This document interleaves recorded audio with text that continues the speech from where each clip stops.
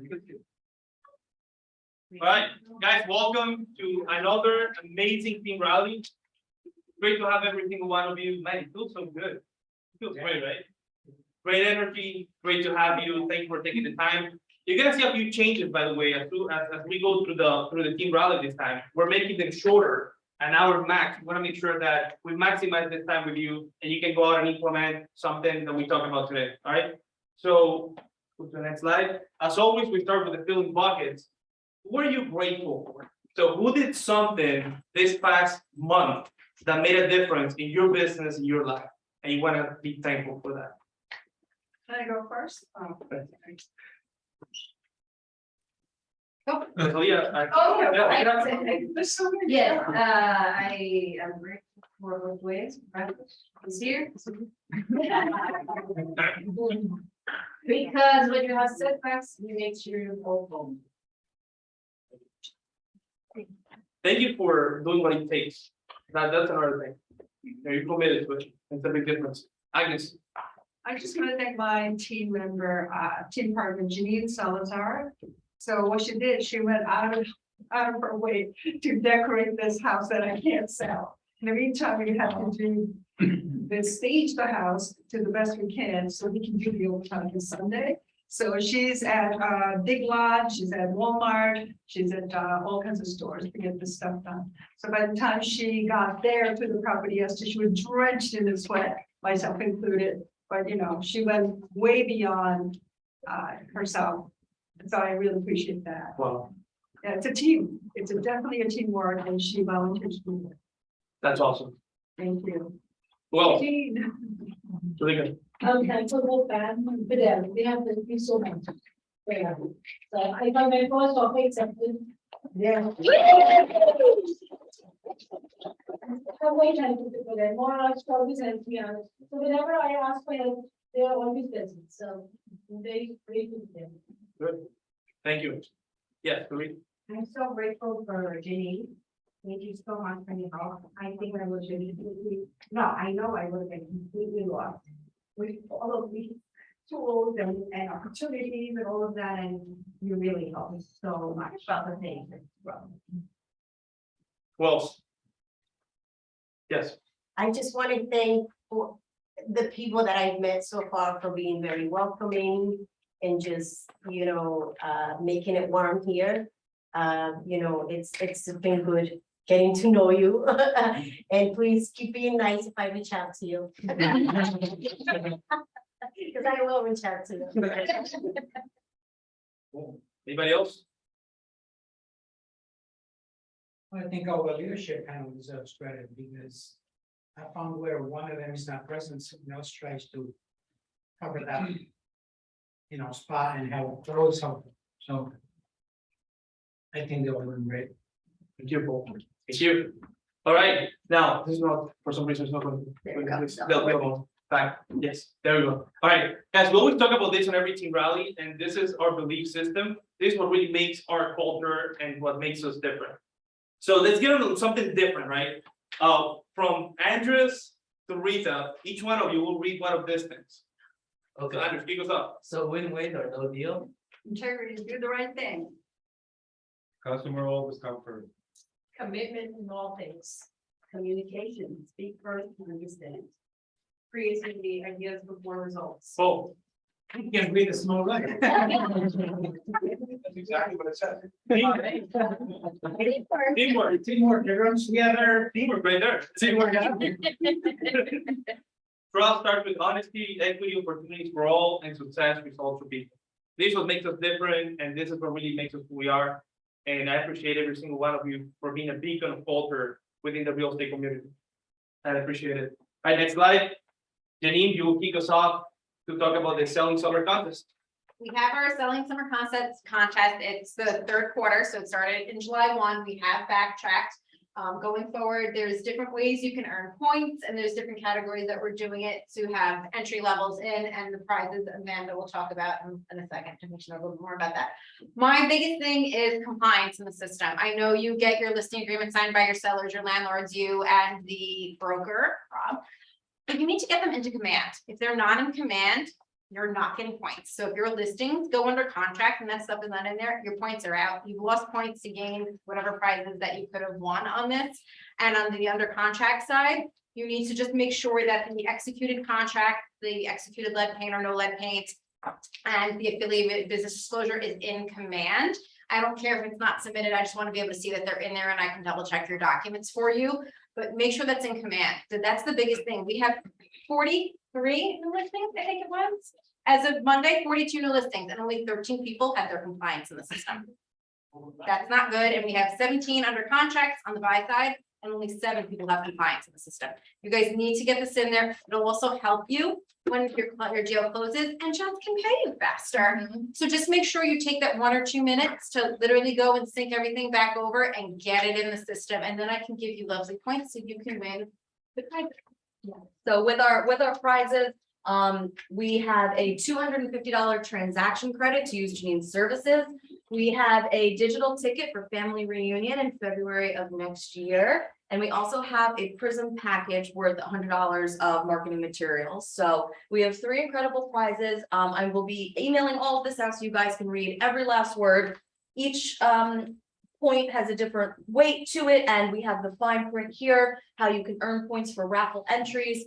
We are able to answer any questions that you guys have outside of the meeting. Just know that we are having this contest to help motivate you guys to come to classes, to get your compliance in, and we're going to reward you for doing things that, you know, should just become part of your daily habit. And this will help to create new habits and ultimately just build your businesses and set you up for more success.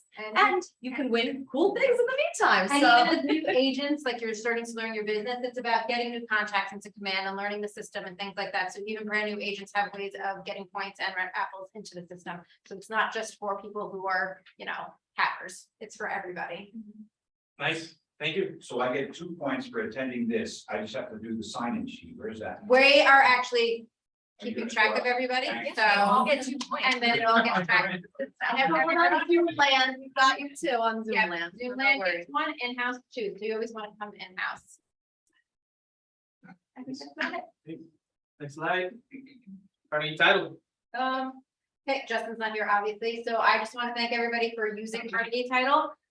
You also, we have our preferred, lawyer sheet over there, that's it.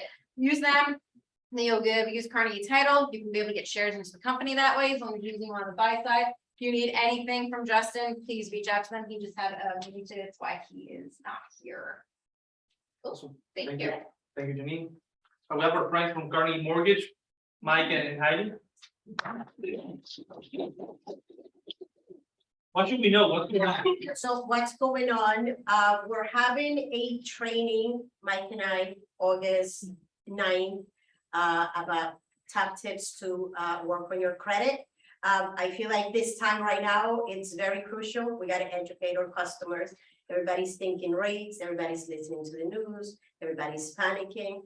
But you know, we're the professionals. We got to teach them. If you're going to buy an investment house, it's not about the rate, it's really about the return on investment. So let's educate customers together, you know, and let's get people in homes. So that's what we're here for. If you have questions, we're here. I just have 2 things. Great turnout. It's good to see all you guys. Welcome here. The best new product that we have helps borrowers who do not have social security numbers. They may have just an ITIN number. We have a loan program for them. 20% down is the minimum number. Yeah. Make sure you talk to them about their ability to bring down payment. And the other thing is, we've got some great, I will call it jumbo pricing, but it's really not jumbo. If your client has a mortgage over 647,200, 647,200, we're still quoting in the 4s. So I locked a guy at 4.75 last week. I quoted a guy this morning 4.875 for a larger transaction. Yeah, that's true. Great product. Good stuff. If you have any mortgage questions, feel free to reach out to them immediately. Thank you guys for being here today. So let's go to the next one. Yes. What's the number? Let me go ahead and. Okay. Oh, there we go.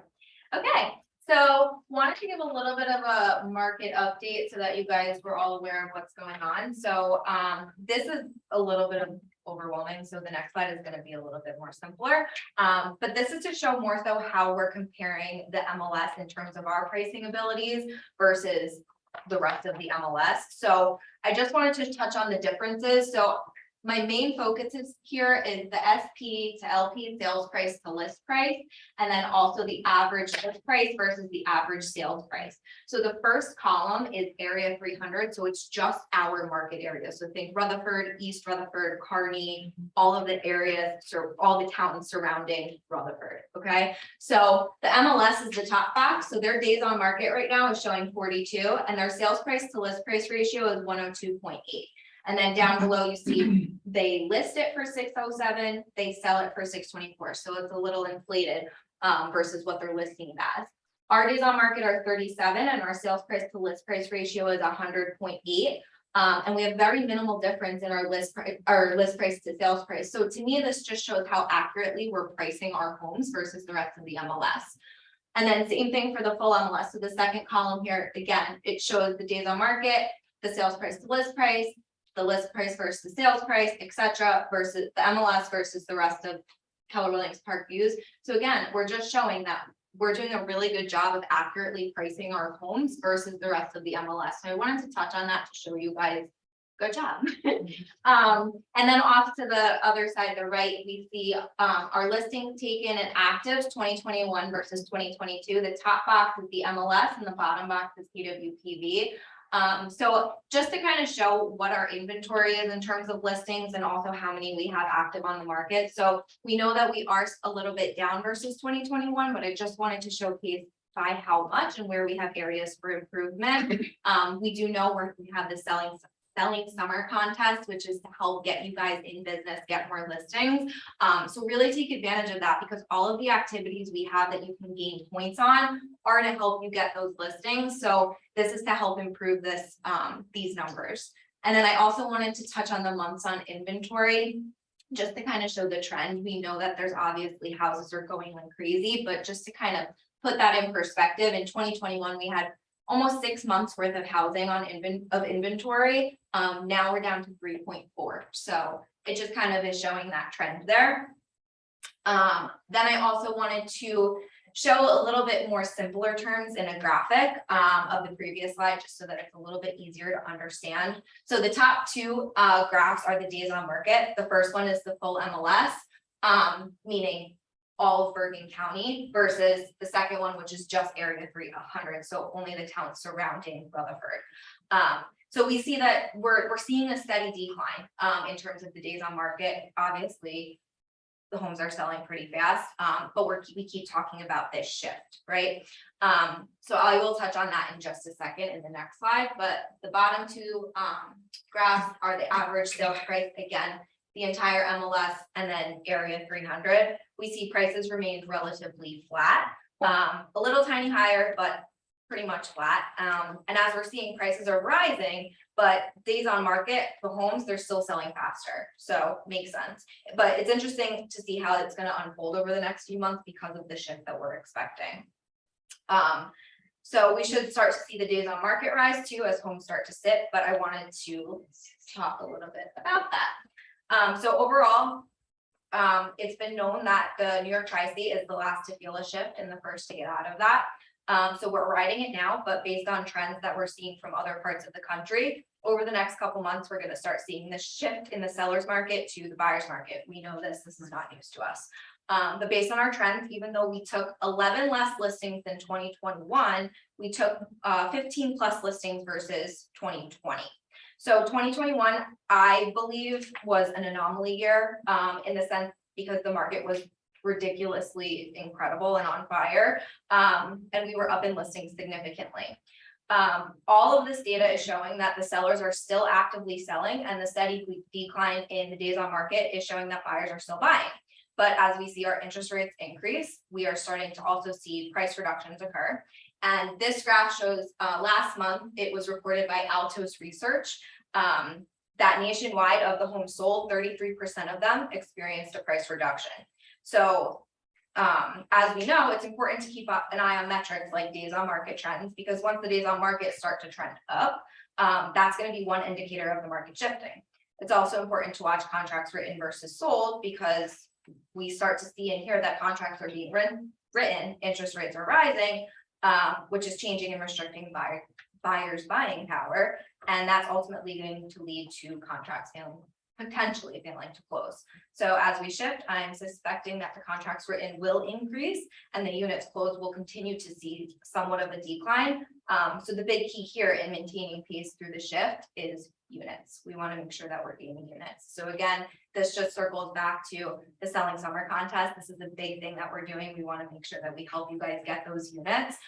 So in order to secure those units, really plug into that contest so that we can help you secure more market share.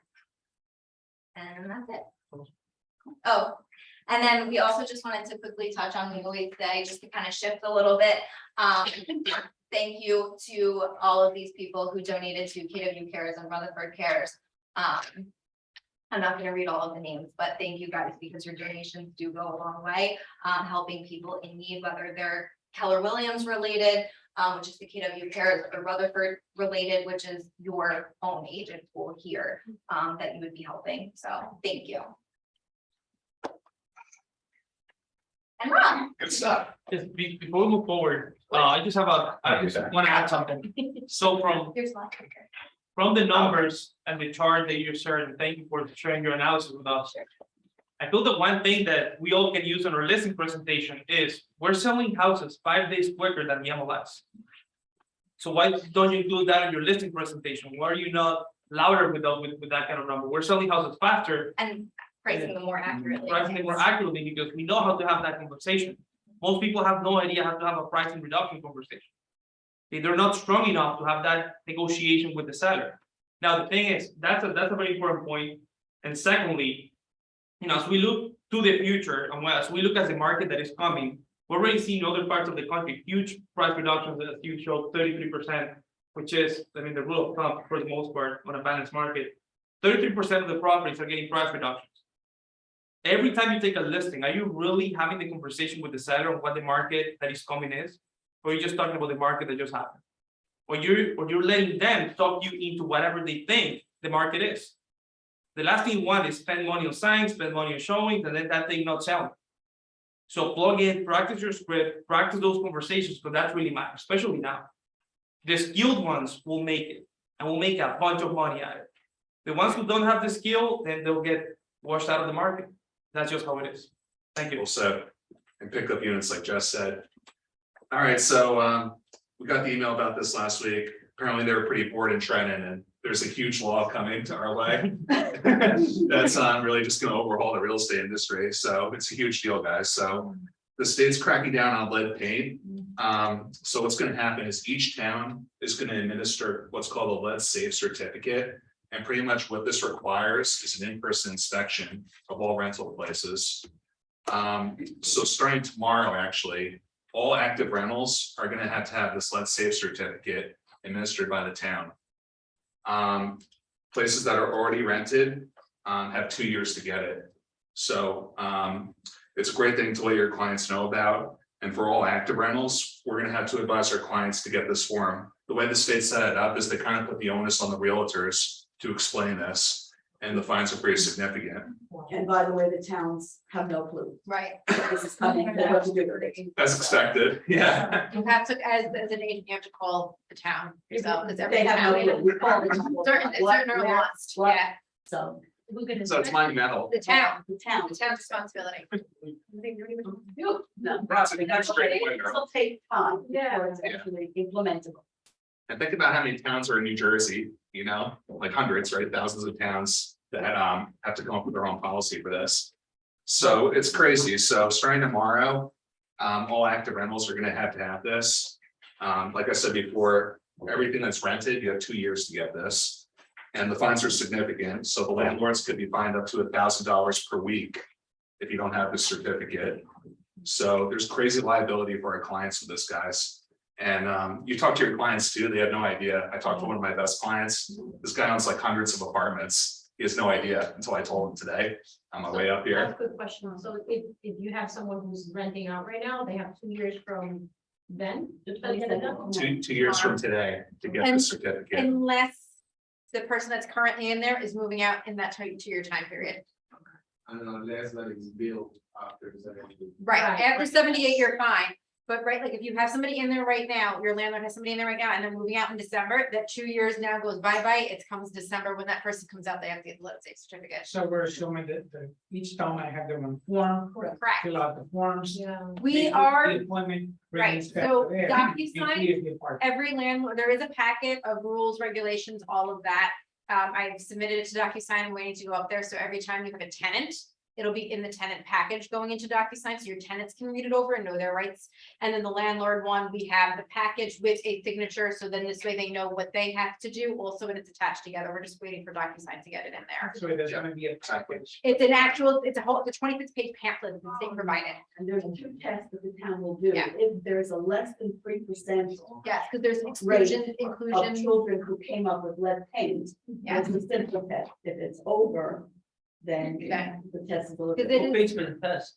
So wait. The owner. The owner. and it's several hundreds of Per dollars. unit or? Per unit. Is it per unit? It's under the Or light. is it like per building or per unit? You have to go through every unit. But it's- And in-person inspection. So here's the kicker with it. You have to do this every 3 years, which doesn't make sense. So exactly right. So you're saying it's selling paint, we don't use lead paint anymore, right? Why don't we have to do this every 3 years?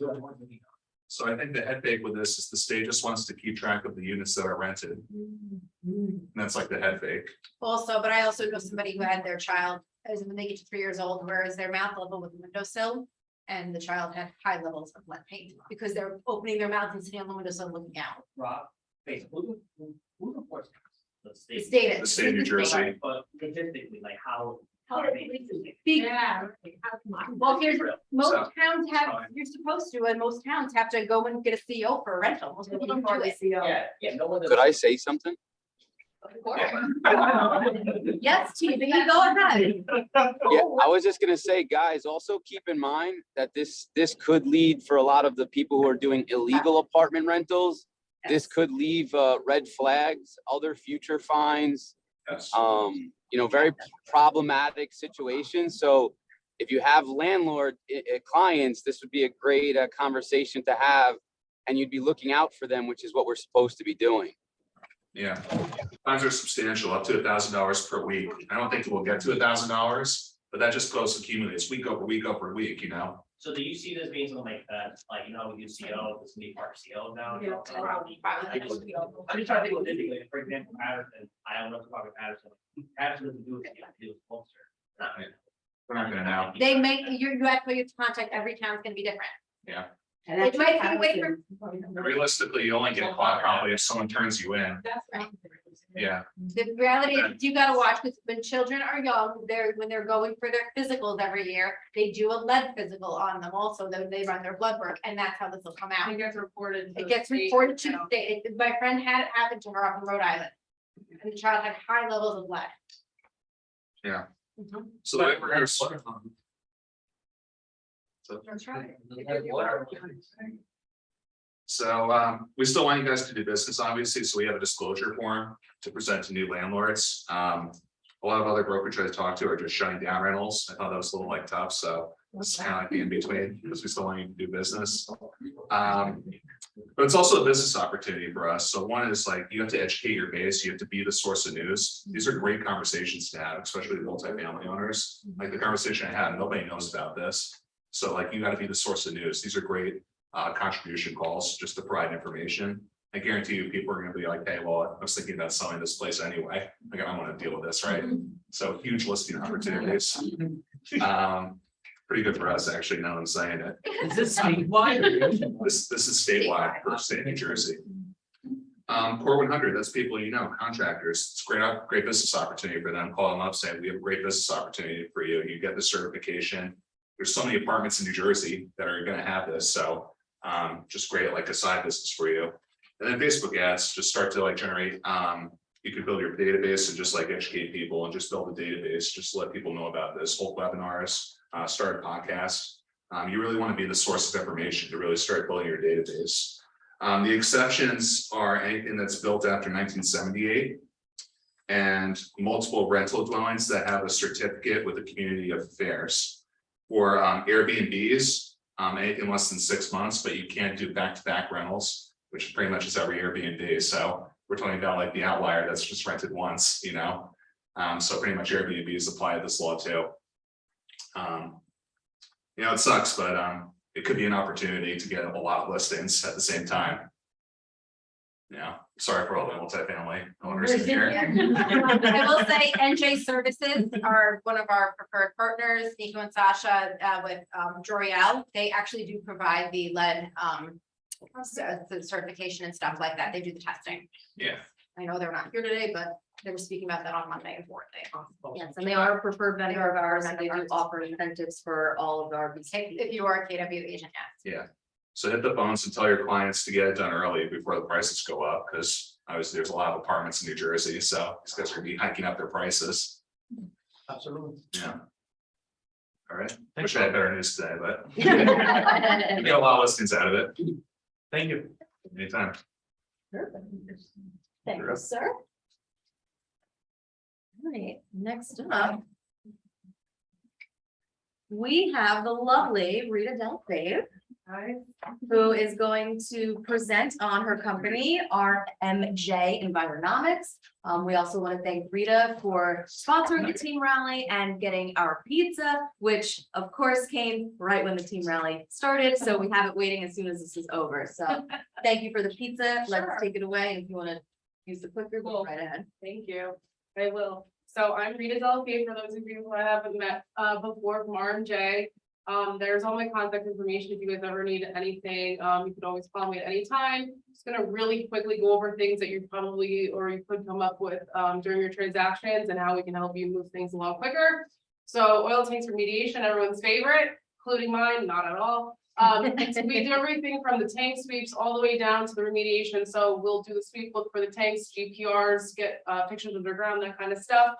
Make sure that you don't have anything. If you do, you know, it's okay. We'll get through it. I'm happy to talk to your clients. I'm happy to talk to you through the entire process, explain everything that's going on. If you have any questions, you call me anytime, I'll help you. When is remediation necessary? There's holes in the tank. Obviously, there's product in the tank and holes and product in the ground, you know, we're gonna have to remediate. It's not that serious. Maybe we can kind of get away with it. It doesn't look that bad. There's not a lot going on. The PIB is not picking up any kind of sense. We can take some samples, write a report, move on instead of doing remediation. So sometimes there's options, not all the time, but we'll do what we can, like I said, to move as quickly as possible so you guys can close, okay? Because I know that's where everyone's making money. Commercial properties, phase 1 through 3, I don't know how familiar you guys are with this, but basically if anyone's selling a commercial property, it's really, really smart for them to do a phase 1 to protect themselves, but most importantly, the buyer, 100%. They don't want to take on anything that the previous owner had that now becomes their issue. So if you do a phase 1, basically we do a walkthrough of the property, make sure that there's nothing visually that we can tell that's a clear issue. Whether it's a tank, whether, oh my God, they're using paint thinner, oh my God, they're using glue, whatever. Things like that are red flags that you know have a lot of toxins in the soil and the water, things that can come up down the road. If there are things that come up, the phase 2 is a testing part. Testing comes up good, write the report, we're moving on. Not good, there's things that come up high above the standards. Phase 3 is basically doing the remediation process of everything. Okay, we have an LSRP on staff, which is a licensed state remediation professional. They can sign off on just about anything. So that actually makes the process go a lot quicker too. We don't have to send everything to the state. Unfortunately, tank removals, those reports still have to get approved by the state. I have no idea why, but eventually that could be the thing. And if that's the case, that could really move a lot quicker. Okay. Also with commercial properties, ISR cases. So basically what ISR case is, there are certain industries that no matter what, someone's going to sell it, they have to test. Sorry, that's it. That's how it goes. Gas station's a good example. Old laundromat's a good example. Like I said, anyone who uses glues, like some of the auto mechanic shops, depending on what kind of material they use, they have to test before they're allowed to sell. And obviously that is good for the buyer because you'll know you'll get a clean property when you buy it. And you're not taking on, like I said, those issues that the previous owner had. And then there's a whole bunch of reporting that gets done with that. That'll make sure we do everything in compliance. We get this whole nice stack of papers that you just throw somewhere and we'll find it for 10 years until you need it. But that's what you gotta do to protect yourself and your clients. Okay, now, just to give you an idea, when any of these things come up, whether it's a tank, whether it's any ISRA things, that kind of stuff. Tank wise, if it's remediation, we can try to push it about a month and a half, 2 months. That's probably the quickest it's gonna go through, no matter what. Because we're relying on the state, relying on the testing to come back, and all that stuff takes time. But again, quickly as possible. We get out there, if you say, hey, I need you to come look at a tank, I need you to sweep, I could probably do it the same day, especially for KW. I drop everything and do it, everything for you guys as quickly as possible, knowing that your commission check relies on it and your clients will be happier knowing that they can close and move on to the next project or whatever they're doing. Lastly, we do soil, water, air testing. Should have put lead in there. Usually it's not really a thing because no one cares. Now it's a big thing again. You know, please, you know, Nico and Sasha are great. I actually know them. I did my KW training with Sasha, so really good people. Have no issue. Like, please, they're awesome. Use them too. If you need help remediation wise as well, I can help you there. Just to kind of give you an idea, like I said, that wasn't really an issue to a couple of days ago. Most people just kind of let it go, know it's there, don't do much. If it does come up in the kid's blood, they have to report it to the state, so it's a big deal when that happens. The landlord has to take action. That's regardless if it's happening in their school, at their daycare, whatever, the landlord gets it. So that's just what happens. They have to remediate, period, okay? Mold, that comes up a lot. We can do testing remediation, same with asbestos. If you guys have anyone doing demos, they have to do an asbestos survey. It has to get tested per state standards before they're allowed to get a demo permit, okay? And really quickly, any of these things, even though they're like a bump in the system when you guys are trying to close, can you close with any of these issues? Yes, you can. Depending on the lawyers, depending on the financial institutes, a lot of times you put money in escrow, move things along, and I can help you with any of that stuff. If you ever have questions, somebody's using somebody else, they're like, are they doing the right thing? Are they messing with my client? I want to make sure this is happening correctly. You can still call me. I'll make sure to tell you guys, like, you're doing a good job. Everything's fine. Don't worry. Just keep the process moving. Answer questions at any time. Thank you. Thank you.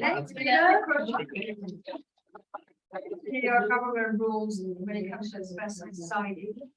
Siding, so it just has to be done by a licensed professional. It has to be remediated properly and it has to be disposed of properly. So a contractor that does not have an asbestos license cannot just remove it and get rid of it. They can get fined very bad and the town shouldn't be giving them a CO for the property. That's basically what happens. One more question. Yeah. Is it like, to get it tested, is it like a one flat fee or is it depends on the size? So if you're something that's suspect, you're like, I think this could be, it's pretty flat fee. If it's a survey, meaning they're gonna be doing a demo. Yeah. Then it's a flat fee and then it's per test because we don't really know what we're gonna get in there. So we get there and there's like 5 different kind of roofing materials, that's 5 right there, let alone everything else in the home. So that gets very pricey, to be quite honest, but it has to be done for the state. Right. They make all the fun ones, not me. Cool. Perfect. But thank you. Thanks so much. Right, or what?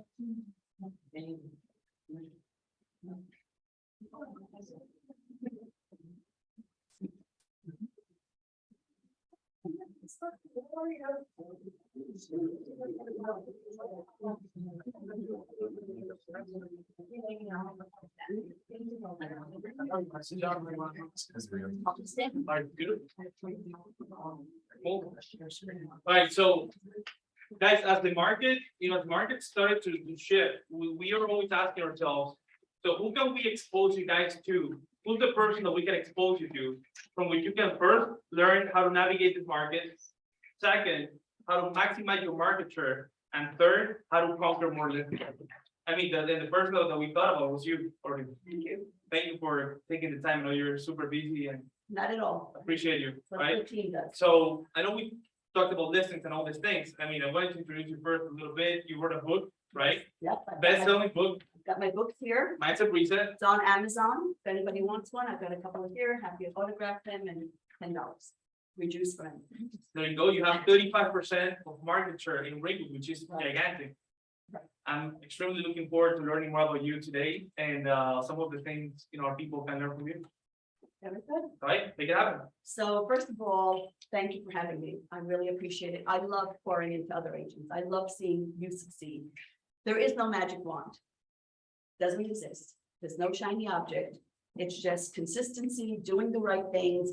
And what I love about real estate, and what I learned years and years ago, I've been doing this for 36 years now. And I was lucky enough to connect with an organization called Star Power, where Howard Britton used to interview a star every month. And I was Miss October 2008, where he would elicit, what makes you tick? What are you doing to market yourself? How are you succeeding? And what I learned was not just the how-tos and what to implement, but that real estate is a Chinese menu. You don't have to do everything. I don't do FSBOs. Don't want to deal with those people. My choice. But choose 3 to 5 things that you do, that you love doing, that bring you joy, and do them consistently. So the objective, and I know real estate has changed, obviously, tremendously since I began. There was no internet, there was no cell phones, there was nothing. I was pregnant with number 2, had an 18-month-old, so that taught me time management. That will teach you time management. You have no choice when you've got to pick those kids up. So no matter who it is, you've got to get everything done till 3 o'clock. But what I did to develop myself is marketing. I marketed myself to the point where I became and am ubiquitous. Everyone in Ringwood knows Only Orly. In fact, nationally, a lot of people know Only Orly, which is my tagline. So I know real estate is different today, but start where you live. This is your community. I know realtors are going all over the place right now. My buyer's agents are going an hour and a half away. You don't know anything about those areas.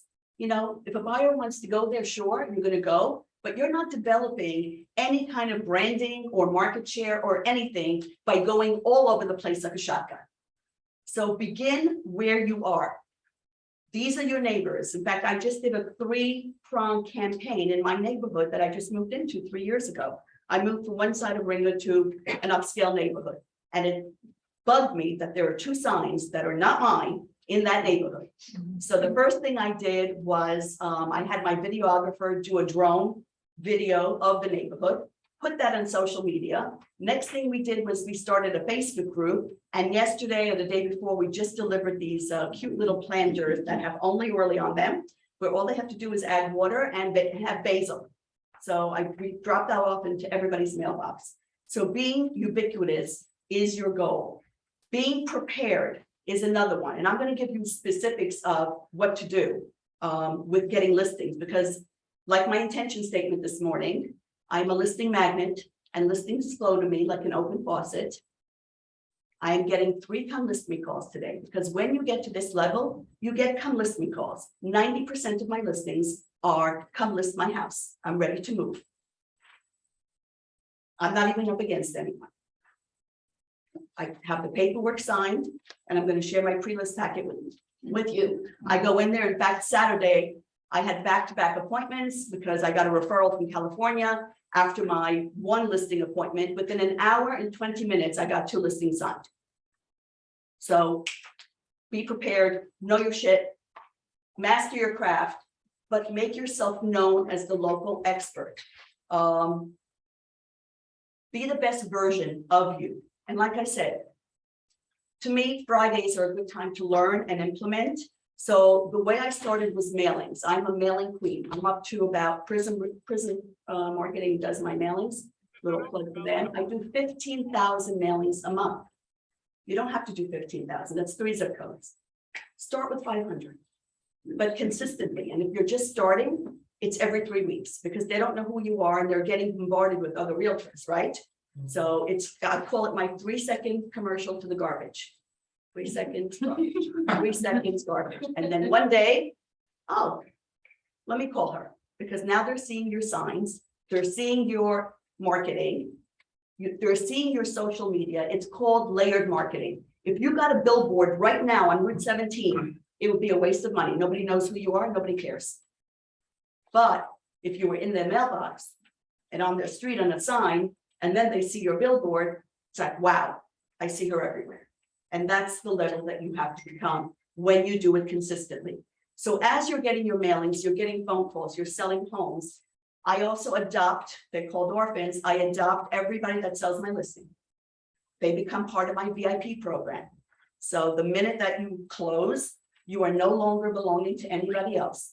If you're a good agent and you stay in touch with your client, there's nothing I can do to take them away from you. But most of you are gonna forget your client, because you assume because you drove them around for a year, wrote up 10 offers that didn't get accepted, that they will be loyal to you for life. Wrong.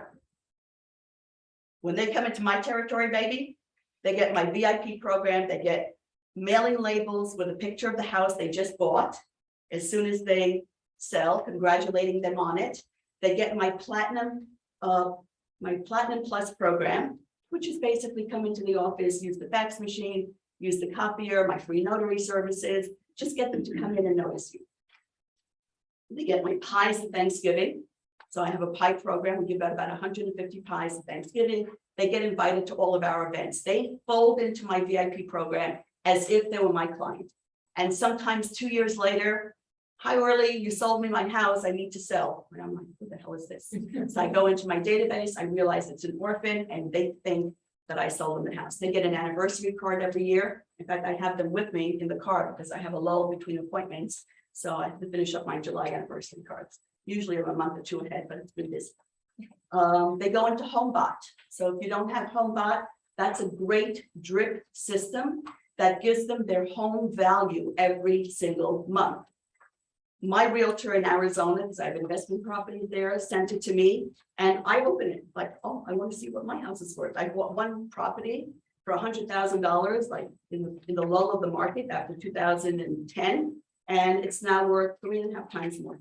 So it's good for me to know I've got good equity in that property. So it just keeps them in touch. And when they go into it, you can see that they looked at it. In fact, I just got an inquiry the other day.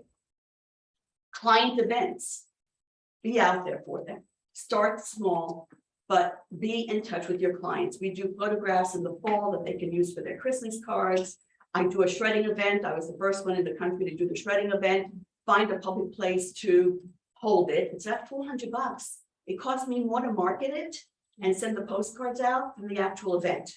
It's 3 hours. We get about 400 people lining up. Some of them are realtors to bring their shreddables. I give them my giveaway bags, my grocery bags, which are now very popular because the supermarkets no longer give them. I started that about 12 years ago. We stopped for a while and now we re-implemented it. So, and before I came to KW, we ordered these and I don't know why my assistant chose red. So that was like a sign from the universe. And I had no other logo here except for my own. So yes, that worked out great. Every time I do a CMA, this is my intake sheet. There's a reason why it's pink. In the days that we had folders, this would stick out. So my team and I knew we wanted the context information. I don't look at the computer, I just pull out my orange sheet. When I have it written out, my little notes about, you know, their kids' names, their ages, whatever it is, I have it all here. If they don't list because they're not ready for whatever reason, it goes into a 3-ring binder. I now have 4 volumes of 3-ring binders. In fact, I called somebody the other day and they said to me, oh yeah, it's been a while. I said, yep, March 14, 2016. So I know when I was there, they're still not ready for whatever reason, but they will be one day. So whatever system you use, that is easy for me. For me to go into a computer and start looking up, you know, what I did, I'm a visual person. This is, you know, my way of like, you know, just turning the pages and saying, yes, just did 20 calls. And it's just, hey, how you doing? Do you realize how much equity you have? I can't believe how long you've been in your home. What have you done to improve it? It's just a conversation, but have a system that you can go back to in order to follow up with your people. This is my pre-list packet. I have 10 of these in my car at any given point in time. I also have 10 listing packets in my car. I'm not waiting to go into command, have my assistant print it out for me. You call me for a listing, I can be there in half an hour after doing a toolkit CMA in 10 minutes and list your home probably in 2 hours after that. That's how quick I can do it. So in my pre-list packet is 17-point marketing plan. Let's see what I've got here. I've got my 17-point marketing plan, which is great, by the way, for FSBOs and expires. I actually put it together for them. What is your home worth? And the reason I have that there, as well as my presentation, is the market value of your home is not what you have in it, what you need out of it, what you want, what it was appraised for. So I'm basically telling them, I don't care where you got your information for. The only thing that your house is worth is the person that's writing you the check. And that's the buyer. So I'm negating everything that's in their mind before I even get there. You know, whatever they can think of. My marketing services, so I'm developing a digital footprint with, you know, LinkedIn, Facebook, Google. Tell them what we do. They don't realize all the nuances that goes into launching their listing. We just take that for granted, but when you list it, you know, it's really impressive. Preparing for picture day. So when I walk in to a house, I tell them, the minute you made the decision to call me, you are already in moving and packing mode. So as I go through your house to stage it, let's start thinking about what we're going to get rid of, what we're going to donate, and perhaps what we're going to put into storage. Because the more you do now, the less you have to do when I call you and let you know we have an offer. So I'm already getting them to think about moving and doing these things. And I can see if I have a buy-in. I said, because my goal for you today is to get you ready for picture day. Because when we have picture day, you're going to be launched the next day and hopefully sold the week after. So, I mean, I'm just going in with confidence and telling them the way it is. Preparing for picture day. And then we always have this envelope. So this envelope is asking me, and this gets pre-delivered if I have the time to pre-deliver it. Very often, I'm so cheap, my assistant makes these up for me. If I get there and I get the listing, I just take this back. Like, I don't even leave it, but they don't need it. We're already done. So the seller disclosure statement is in here, an extra copy of it, because that takes the longest. I'm a D. I have no patience to sit there while they're filling out the seller disclosure statement. Not a good use of my time. That's why I can list something in 20 minutes. I'm going to leave this for you. This is your homework. If you have any questions, call me. Have this ready for picture day when my assistant can pick it up. But if I drop it off ahead of time, then, you know, we already have it filled out. The information sheet, what they love about their home, because I tell them like buyers are attracted to like homes. What you love about the house is what the buyer is going to love about the house. So tell me what attracted you to this house. The survey and a little envelope for the keys. I asked them for 2 keys. So when I show up and all of that is done and it's on the kitchen counter, do I have the listing? They've already done their homework. I know they're motivated. I know they're ready to rock and roll. Then I have an article about myself. And then we have pretty much a version of my pre-list packet that they get pre-delivered. So they know how I work, my team, what they do, and they basically can, you know, it's all done for me. So when I get there, I'm just tying the bow at the end. What else? What do you want to know? Ask me anything. Do you guys write stuff down? Do you wrote something down or not?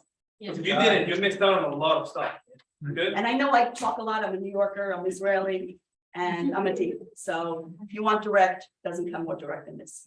And we are recording this. Everyone is gonna get a copy. So if you were too in awe to take notes like I was, we'll have the recording of it available. So you guys And can I'm watch. happy to answer any questions even after this. I mean, if you think about something a week from now, I'm yours. Just ask me. Yes. When you first got started, how did you present your lack of experience in real estate? Great question. You've heard this before. Use the stats of your office. Use the stats of KW. We are #1 in Bergen County. They don't have to know. I mean, when I first started and I had a baby face, I was about 29 years old and had a baby face. So, I mean, and except for my own house, I didn't know anything about real estate. So I would just say this is my first year in the business, even though it was my first month. So just kind of, you know, budget a little bit. Carol, the idea is amazing. I mean, you just doubled your database. Oh, totally. Right? Totally. And it's easy. And very little effort, you know? Very little effort. They just go right into the Because you already start- existing Yeah, system. you were already engaged to begin with. Absolutely. I heard something I want to confirm. So let's say somebody else sells a home in Ringwood, right? You were not involved, some other agent did it and they moved, right? I never met them. No, my question is, I heard you saying that still you will send them an anniversary card. So Absolutely. those that you didn't close with, so they think Absolutely. 10 years down the line that they did with you. It's not even 10 years. I've gotten calls a year and a half later. They got divorced, whatever. It's like, who are they gonna call? That's awesome. Who's been in touch with them? Whose signs do they see? Who's on social media? Who's on Ring with Moms? They forgot their agent. So make sure, pretend this is only really in your marketplace. You sell a house, think about me, because I'm gonna go after your client. With no shame, If the buyer. with no shame, because if you didn't do your job, shame on you. No, everybody. And if you do your job, there's nothing I can do. You had the relationship. I don't even know what they look like. I haven't gone to a closing in 5 years. That was before COVID. You know, not a good use of my time. Check will come. Oscar. Your marketing, right? You got a phone number that goes to, like, people are like, go to 7 appointments. Correct. Get that appointment. I do. All the calls. Well, my previous office, I had a landline. Thank God COVID happened when I transitioned to KW, because then I started putting my cell phone on it. And now I don't have a landline. So I will have to think about that going forward when I want to step out a little bit. But right now it's coming right to me, and people are amazed that I answer my phone. It's like, oh, I didn't think I would get you. I said, sure, why not? I mean, if I'm available, you know, of course. So they're impressed that I even answered the phone. I mean, and somebody actually said to me, you had me at hello, you answered. So So pick up the phone. pick up the phone. Hey, I can tell you, I'm calling agents on a daily basis for 3 hours already, and about probably 5% picks up the phone. I don't know where You everybody know else is what? going. Woody Allen once said, 50% of your job is just show up. If you happen to be decent or average, that's a bonus. But I can't understand people who do not pick up the phone. I just really don't. Or realtors that ghost you, or I just don't get it. I mean, are you in business or not? Yes. Could you describe your team? Okay, so my team is in transition right now. I had to break down in order to build up. But about 3-4 months ago, I got clarity of vision of where I wanted to go. So I'm now looking for a transaction coordinator and a director of ops. So those two are missing, but I have two part-time admins that are handling what we have right now, because we did about 150 transactions last year. So we do volume. So you need people. And I'm not technology adept. I haven't put a listing on the computer in the MLS in 28 years. I don't know how to use command. I mean, I know how to look for my stuff, and that's about it. So not a good use of my time, guys. I don't make any qualms about it. I don't sweep the floors either. Not a good use of my time. I don't put up signs, right? Not a good use of my time. I'm worth probably $300 an hour. Is that a good use of my time? So and then I have 5 buyer specialists. So I haven't shown a house in 5 years. That was my last sale. Another question. I'm having right now a little bit of challenging on the show up appointment. I have a scheduled appointment, like listing appointments, and I show up right now is like 35%. Actually, they're happening. How can, like you said, you send the pre-listing to their mail before, right? Correct. That, I drop it off in the mailbox. And by the way, a little. You drive it yourself. So I have, Before the if there's somebody from my team, depending on where it is, or I will drop it off. By the way, we put it in a UPS or FedEx envelope, Okay. so it looks like it actually was dropped off and delivered by them, and it costs nothing, just 3 envelopes. And, okay. It looks great, too, right? It looks different, it looks impressive. I have a question for you. Oscar, did that respond to your question? Yes, because that's one thing that I was thinking about doing it to increase the conversion of the actual appointment. And tell them you're going to be doing that. So as you're on the phone gathering, right, the intake sheet, when you do buy a home, how much do you owe in the mortgage? All that stuff I asked them ahead of time. So when I walk in, and I learned that in 2008, when 3 phone calls a week were upside down in their mortgages. So I was not running out the door if you were upside down and didn't want to short sell. That was a bad use of my time. So after a while I learned. So my first questions are, by the way, are you available during the week, during the day? That's my first question. I'm not working weekends unless I absolutely have to. I don't show buyers. That's my luxury. That's my leverage. But if I'm working on the weekend, it's because there was no way you could meet with me during the week. And I'm done by 1 o'clock. So I'll do a 10 o'clock and 11 o'clock, 12 o'clock, 3 listing appointments done. The rest of the weekend's mine. So are you available during the week, during the day? If yes, most people are working from home. Get that done. By the way, I'll be dropping off a packet to your mailbox Please look it over, fill out as much as you can. If you don't have time, don't worry about it. And I'll see you, when I see.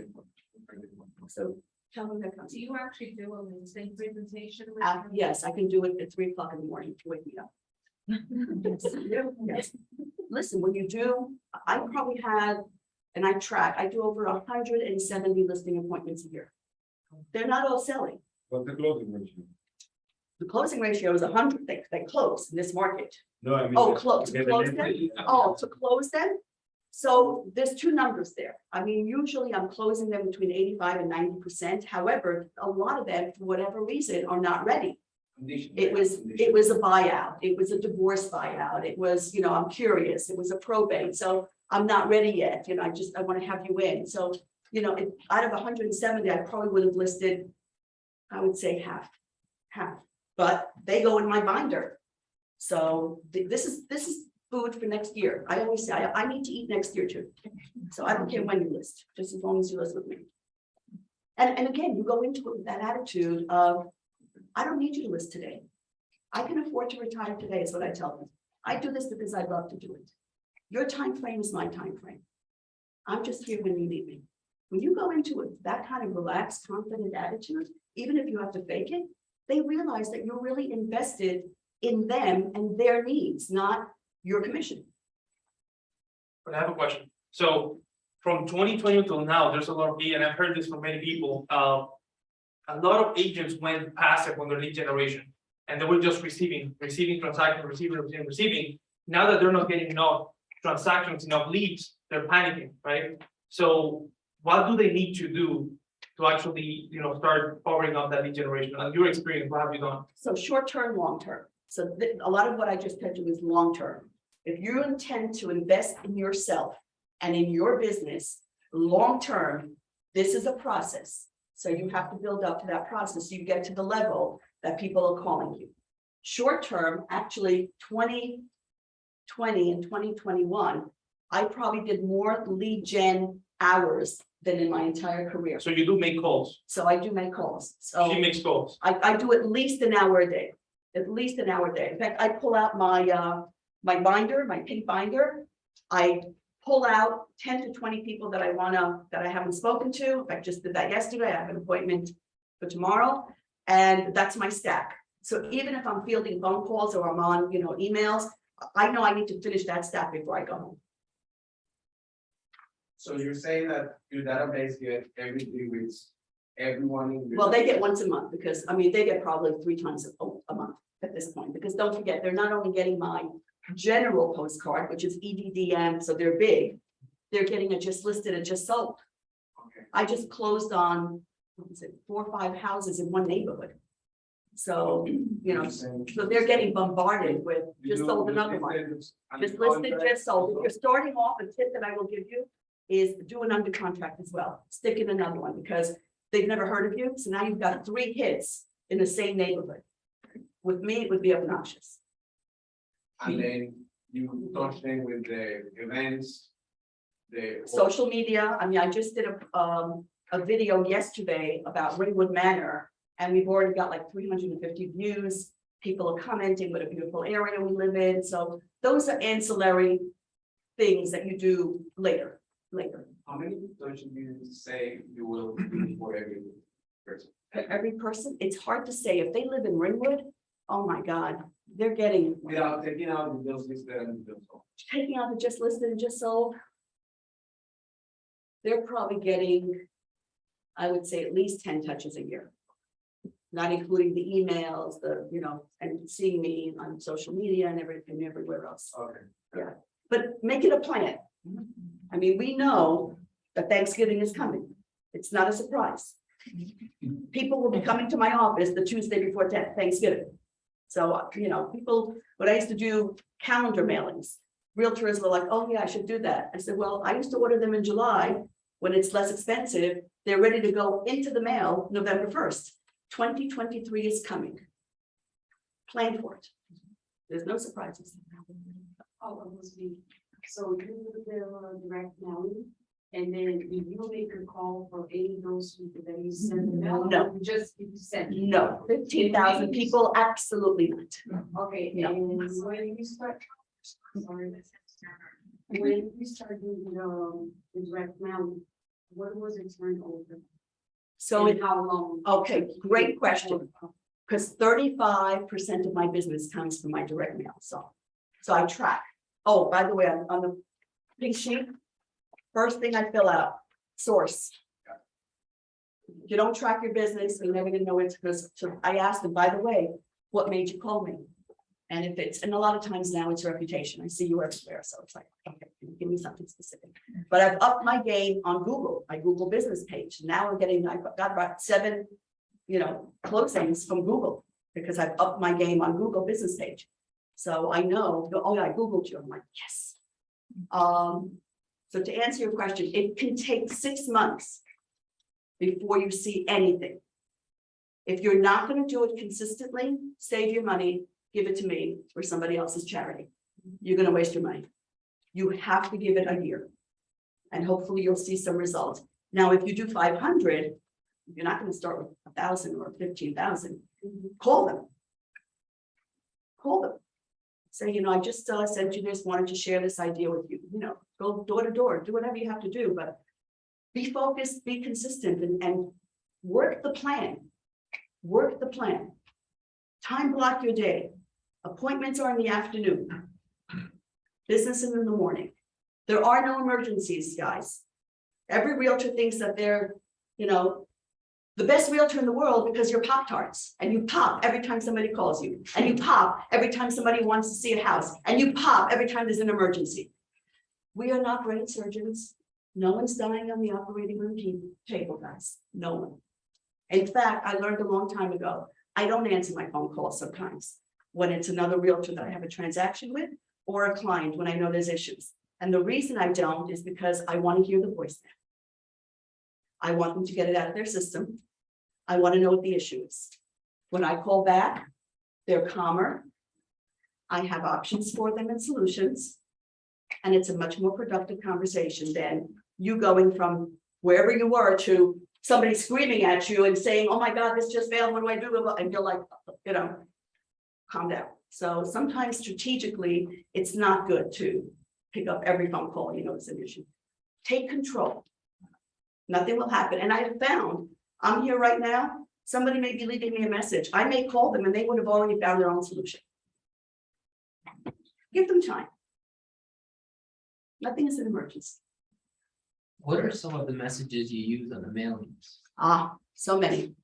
So one mailing we did was, we did a picture of a couple getting married, a couple having a baby, a couple getting divorced, downsizing. So no matter what's happening in your life, we're here for it, because I always say. That's so good. So no matter, because I always say, and you know what? I have a pet peeve right now, which I told Michael Brand the other day, and he changed his language as well as my office. Stop using the word shift. This is a normalization of the market. I disagree with a lot of her stats, by the way. Whatever's happening in the United States, there are more people in the United States that have more equity in their homes today than ever before. We have a lack of 5 million homes in the United States. We have the biggest millennial generation entering this marketplace that doesn't have any place to live. You've got my generation, the baby boomers, downsizing. So you have the 2 biggest generations colliding at one time for the same product. We have low inventory, and we'll still have low inventory. This is not a shift. I beg to differ with everyone. This is a normalization. Interest rates are back to before COVID. Yeah, right? 100%. Stop. The sky is not falling, guys. My business has picked up the last 2 months. I couldn't wait for this to happen. I had the most challenging 18 months in that market where my buyer's agents were losing offers, right? Inventory was low. I couldn't get anybody to list. I'm loving this normalization. Now they need us. Now we bring value. I think that because you develop the skill and you do the work, that's what you're excited about. Yes. There's a lot of people that never really practice anything, don't know how to have the price negotiation conversations, or really have no standards on getting better. Those are the shaky hands that we're seeing, and that's where you're getting more business. There's the door. Leave the business. If you can't master your craft, Get out of the rest of our way. Get out of our way. And you never, your vendors when you do maintenance? No, I've had people approach me. I don't want to be tied to a vendor. I mean, I use like 3 mortgage companies, you know, so who do I choose? So I'm always very picky, but I want control and I want it to be mine and I don't want partners. So, There's somebody on Zoom, Delpha has a question via Zoom. Delpha, feel free to ask it now. Or is it via, did she write it or? She had her hand raised. So Delpha, if you want to unmute yourself and ask your question, feel free. If you want to put it in the chat, I'll say it for you. I will come back. On the meantime, learn your scripts for pricing. This is where you're going to win or lose. I did have a listing where they wanted to go really high a few months ago. I had to reduce it twice, and once I reduced it the second time, they got 30,000 over, which is more than I actually thought they would get. So, you know, one of the scripts I use is, this is the Amazon generation. When somebody walks in that door, it's a second showing. They've already seen you online. Now they're walking in to try you on for size. Free shipping, they don't like you, back you go. You don't have a second chance in this market. It's not like the market of our parents where they would negotiate. They either like you and make an offer, or the but factor comes up. But we don't have enough backyard, but it's only got a 1-car garage. What does that mean? It means it didn't meet their expectations. So do you want the wow factor when they walk in your door, where I gotta have it? Or do you want the but factor? That's just a script. I could do it in my sleep. Practice your scripts for pricing. So good.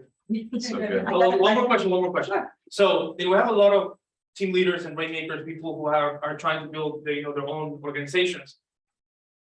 There's 2 things I want to talk about. First one is admin support. There's a lot of agents that hesitate when looking to invest on an admin, invest on an operational person, invest on a cyberbacker like Bill, who has like 8 of them. Wow, gotta talk to you. Yeah. So when did you really notice you needed help, and how has that helped? And how did that become an investment? So some of that is in my book about how to build a team. I would say about 30 transactions, minimum. A lot of people want to grow a team immediately because they don't want to do some stuff. And that's okay if you're committed to paying that person and then saying to yourself, if I'm paying that person, I better be generating business to cover that salary and then some. But usually it's 30 to 50 transactions before you need that person to take all of that paperwork off of your desk. Okay. So that's where I would begin with Now, that admin. Like I think one of the great things about cyberbacker, for example, and virtual assistant is that you can actually get it for a lower price even before you get to that point. You can start building the path. $1,300 a month, the best money you'll ever spend. There you go. Absolutely. Now, Absolutely. talking about buyer's agent, there's agents that as soon as they start, hey, I want to build a business, they put 5 people to sell with them instead of getting any admin support. No, I mean, we know that that's in the you will, book. yet. you will collapse and they will run for the hills. Yeah. You need a foundation. So every time I would learn something, and I'm a sponge and I still go to conferences. I have 3 this summer. I've just done 1. I've got 2 more coming up and I speak at them as well, but I'm a sponge. I'm always learning, growing. I was at the mastermind. If you're going to spend your time here with me, write down 3 things that you're going to implement. So you're building a foundation, you're making sure that it's solid, and then you build again. So if I hired 5 buyer's agents that I'm training and they're running out the door and there's nobody there to help them with the paperwork and compliance and everything else, they're going to be tearing their hair out. Either they're coming to me and I'm going to collapse. So that is not a good formula by any means. You first need the help. The only time you get a buyer's agent is when you have so many leads that they're literally going in the garbage pail and you can't follow up with all the buyer leads. So that's when you add your first buyer's agent. What do you say to the buyers that want to work with you and not your buyer's agents? Oh, that's easy. I haven't worked with a buyer in 5 years unless they want to see 1 house. If Right. they want to see 2, they go to a buyer's agent because that's too much. Right. So I say, I just got a call this morning. Hi, I'd like to see your house on 468 Skyline Lakes Drive. I said, that's great. So I do qualify them. Tell me where you're living right now. Do you have anything to sell? And are you pre-approved? Once I've gotten all of that out of the way, it's like, let me do this for you with your permission. Would you mind if I connected you with Carol Conker? She's my senior buyer specialist. She's been with me for 20 years and she will be your personal home shopper. Who's gonna say no to that? Personal home. Done. She's showing it to them in 5:15. So, your personal home shopper. So nobody, you know, they don't really know me. I mean, if it's a past client or something like that, I do the same. I said, you know what, I'm not available at that point, but you know what, Carol will be happy to take you. Diana will be happy to take this afternoon. I'll be monitoring the transaction along the way. If you need anything, I'm always here for you. And usually they don't need me. So. It's a great response, like it. You pay per door for your buyer's agents? No, 50-50 per transaction. Yeah, whether they bring in the lead or I give them the lead, whatever. We're a team. That's what a team does. And I've had people for 30 years, 22 years, 20 years, 5 years. So we've got stickiness in the team. That's good though. Most of teams are just a revolving door. People coming in and out. Well, they have to fit our culture, first of all. I mean, I'm actually I did the second part of, what is that, career visioning this morning, because I'm in the process of hiring 2 new admins. So even though Amina's doing a great job helping me, I figured I need to step up my game because I was never taught how to do this. We don't get our real estate license with a business degree, with a marketing degree, with a transaction coordinating degree. I mean, you know, 80% of what you did, HR, yeah, I got sued once too for firing somebody after 4 days. So yeah, tell me about it. I learned the hard way because I was taught hire slowly, fire quickly. She was a deer caught in the headlights. Goodbye. Next thing I know, $30,000 later, which thank God my previous company paid. Goodbye. That was a good use of 4 days per time, but don't videotape that. Anyway, you want to make sure that the people fit your culture because if you've got somebody that's toxic in your team, it's not going to work. It's not going to work. So they have to really be attracted to who you are. They have to have the personality that either compliments you or is the opposite of you. I'm not a C. I pushed up my C because I know I need to look at numbers and track everything, but that is not what I love doing. So I have people for that. I have people for everything in my house and in my business. I used to be a princess. I'm now a queen. So anything else? You mentioned you wanted to transition out, like what's your plan with that, considering you built such a massive personal brand? So I'm not sure what that looks like yet, but my next chapter, I'm gonna be 65. Doing this for a long time. I love this. This is what I love. I've had a coaching program for about 8 years where I coach people one-on-one. I wrote the book. I've done workshops based on the book about living life by design because it bothers me and it hurts me to see realtors working till 11 o'clock at night and having no life. What's the point? Yeah. I learned a long time ago. In fact, she's 29 years old today, my youngest daughter, when I was on bed rest. I didn't call anybody after 7 o'clock at night and still don't. I don't care if you've got a full price offer. If the house burns down overnight, it didn't matter. I'm tired. My clients are tired. We'll pick this up tomorrow morning. Boundaries. I go to Europe twice a year. I go to conferences 3 times a year. I'm living the dream because, and if something falls apart while I'm gone, oh well, I was just in Morocco last month. Am I going to remember the deal that fell apart or am I going to remember the 10 days I spent with my family in Morocco?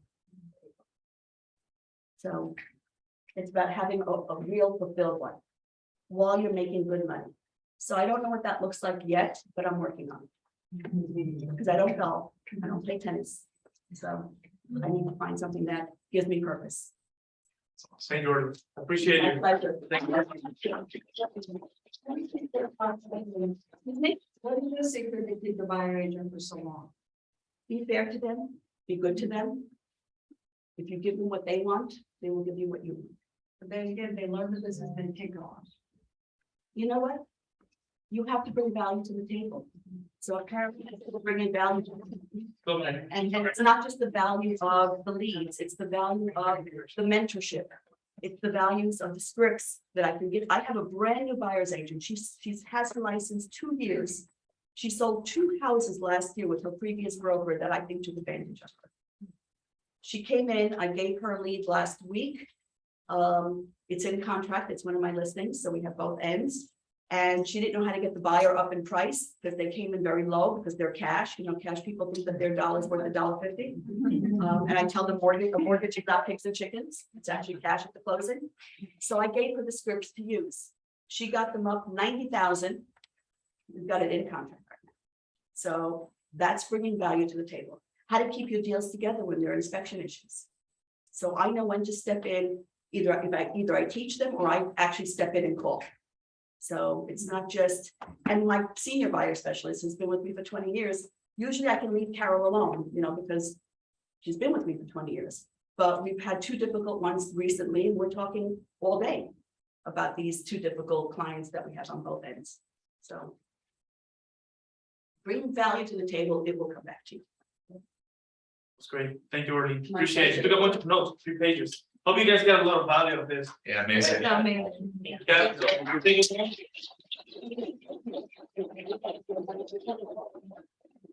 All right, we just got about 5 more minutes left. We're just gonna run through recognition and then everyone's favorite part, the wheel spin. So congratulations to the top producing agents for June in closed sales volume. We have Team Agnes, Premier Villa Group, and NJ Joe as the top 3 teams. Congratulations to you guys.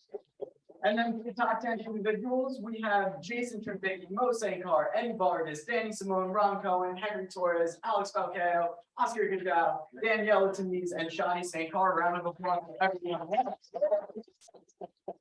And then next up. Oh, and the flicker.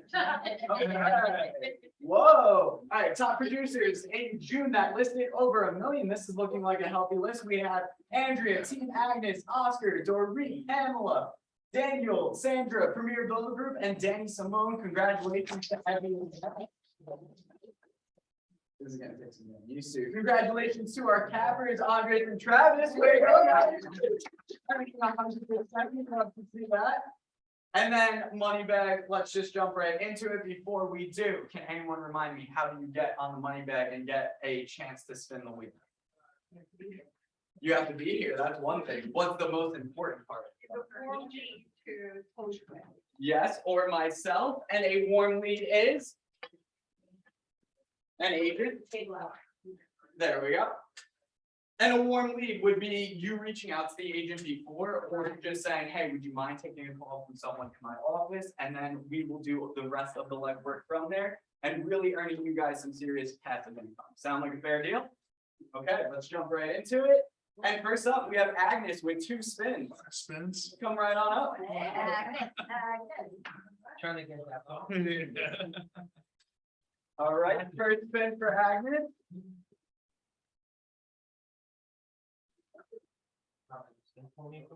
Yeah. $20 for Agnes on her first spin. Second spin coming up.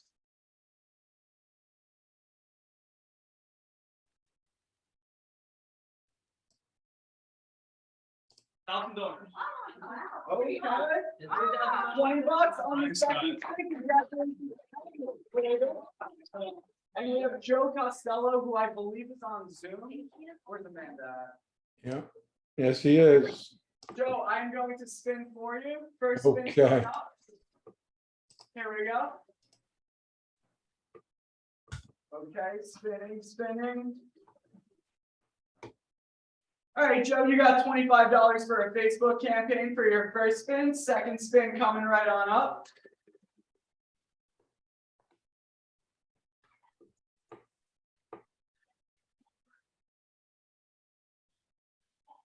Ooh, just shy of the 100, but you got 20. All Just right. shocked, I don't know why. Okay, congratulations, Joe. Mm. And next up, we have Rachel. Is Rachel on Zoom? It's on vacation. She was in, no, she's not on Zoom. Okay. Delpha, is Delpha on Zoom? Delta is on. I see her. I just need. I'm here. There we go. Spinning. I'm here, sorry. You're good. You're spinning right now. Okay. Keep for the big one, Kevin. $50, Delpha. Good job, guys. Lauren Sosa, is she on Zoom? Correct. Don't think more. $50 me gané. Okay. John Jace. I'm here. All right, John, here we go. It felt like a good spin, John, I'm just saying. Give me the 100. Okay. $50, John, congratulations. I'll take it. Sandra, you are up next. I'll do it, okay. Let's see if I can keep this streak going. Crossing fingers. Whoa. Whoa, $10, congratulations. And then hundreds, 5, let's do it, Rob. Rob's gonna do it? No, you got the next. Someone's gotta do it. Two spin. I'm putting my hand in. Come on. I'll split with you. First spin of 5. Don't blame me if you get. Come on, man. Okay, $10 on his first spin. Much better. There we go.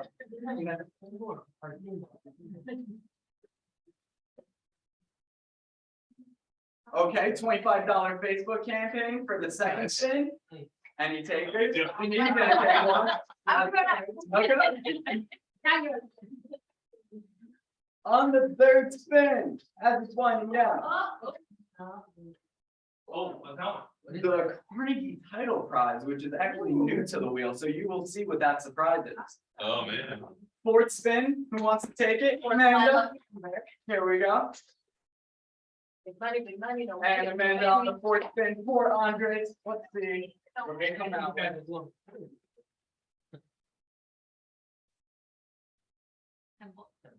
$10. Last spin, 100. There we go. That's how you do it.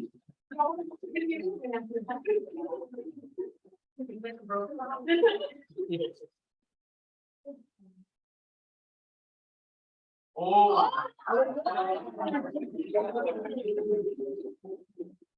All right, do we have Mo on Zoom? I believe he texted me that he wouldn't be able to make it, but I just want to make sure. Okay, and is Ernest on Zoom? Ernest, Unmute yourself. give me a sound. Come on, I know you're there, Ernest. Give me a hello. Yes, I am. There we go. All right, ready? I'm spinning. Oh, I got it right there. I'm spinning. That was my bad. All right, Ernest, let's see what you got.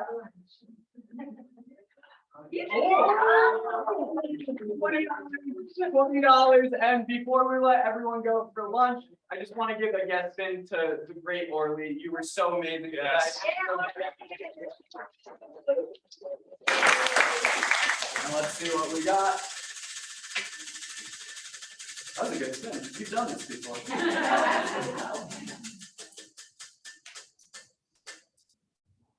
Okay, $25 Facebook campaign. There we go. All right, thank you everyone for coming to our this month. We'll see you next month. We have pizza in the back. Thanks again to Rita. Thank you so much. And yeah, see you guys around. Thanks for coming. Thank you, guys.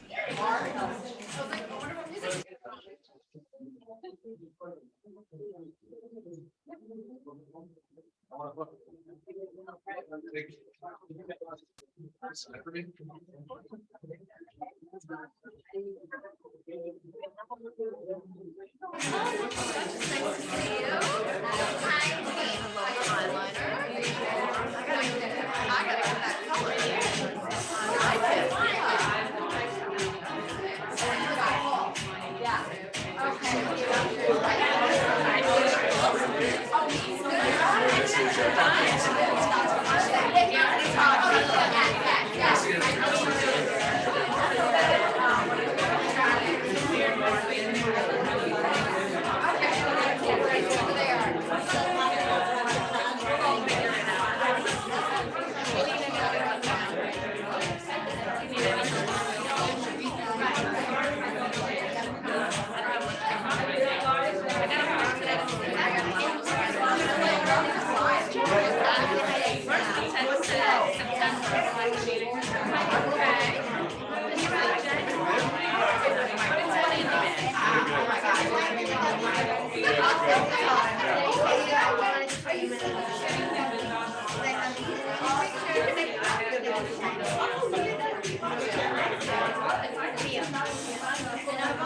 Yes, I do.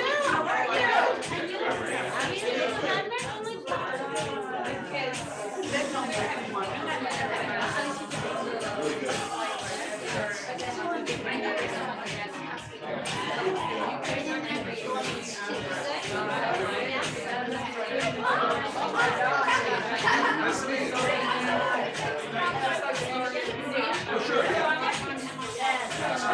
Congratulations on being a great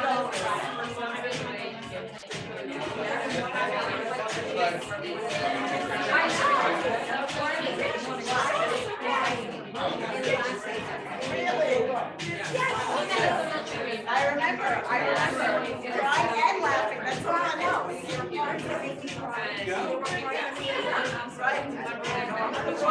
I swear to God.